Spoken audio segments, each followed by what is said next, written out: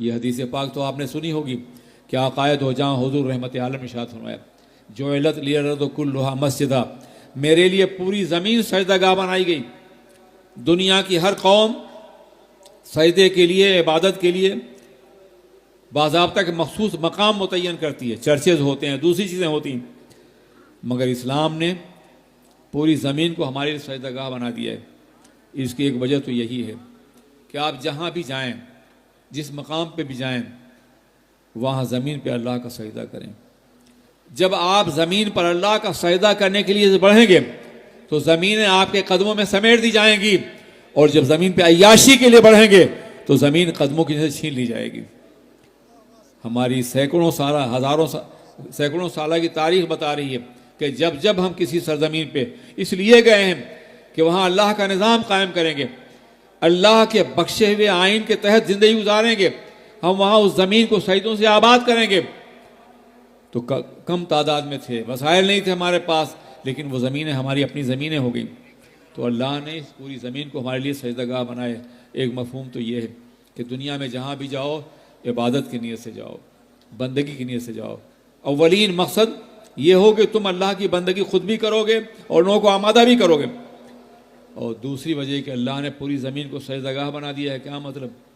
جہاں سجدہ ہوگا وہاں گناہ تو نہیں ہوگا نا، جہاں سجدہ ہوگا وہاں گناہ تو نہیں ہوگا نا۔ جب پوری زمین سجدہ گاہ ہے تو بندہ مومن کے لیے گناہ کے لیے کوئی زمین نہیں ہے، کوئی حصہ نہیں ہے۔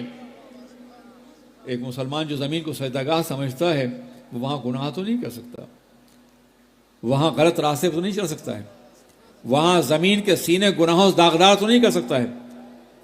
اس لیے مسلمان جہاں بھی جاتا ہے وہ زمین کو عبادت گاہ سمجھ کے جاتا ہے، اطاعت گاہ سمجھ کے جاتا ہے۔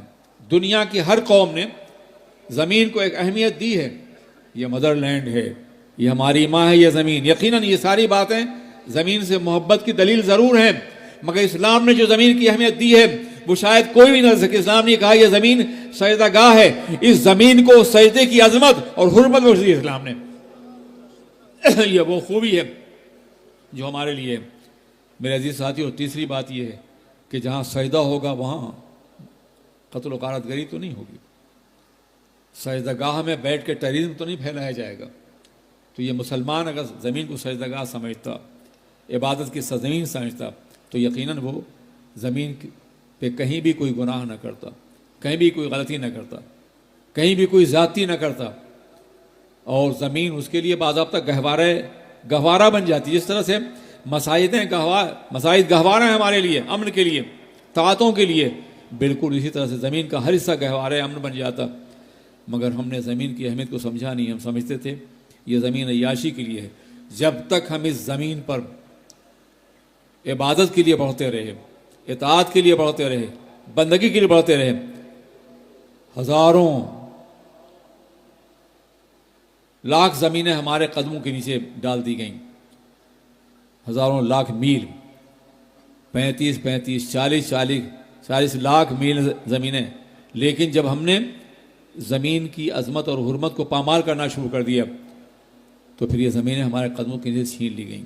اور آج بھی نظام یہی ہے، اگر زمین پہ تم امن قائم کرو گے، اللہ کی بارگاہ میں سجدہ کرو گے، اللہ کی بندگی کرو گے، اللہ کی عبادت کرو گے، اللہ کا ذکر بلند کرو گے تو اللہ تمہیں بلند کر دے گا۔ زمین پہ جھکو گے، سجود سجدہ کرو گے تو اللہ تمہیں عروج عطا فرمائے گا۔ لیکن اگر ایسا نہیں ہوا تو نقصانات ہمارا مقدر بن جائیں گے اور مسلسل بنتے جا رہے ہیں۔